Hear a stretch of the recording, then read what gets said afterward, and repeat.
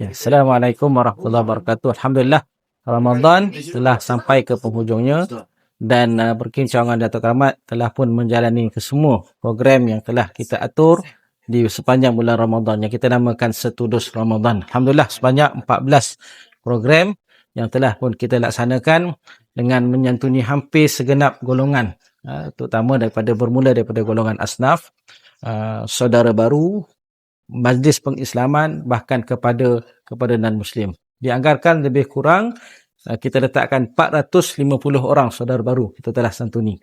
250 orang bukan Islam dan antara 100 orang asnaf, dan kita juga di kalangan sukarelawan dan kaki tangan kita telah pun kita santuni dengan pelbagai program, antaranya dialog harmoni.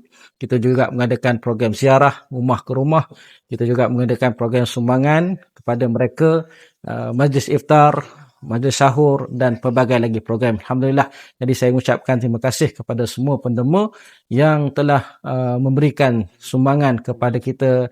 Daripada sumbangan tuan-tuanlah kita telah salurkan kepada semua pihak sepanjang bulan Ramadan ini. Boleh ikuti melalui YouTube dan juga Facebook Perkincangan Datuk Keramat apakah program-program yang telah kita laksanakan. Dan kami amat berharap sokongan-dukungan anda untuk kita terus melaksanakan program usai daripada Ramadan ini, insya-Allah. Terima kasih sekali lagi.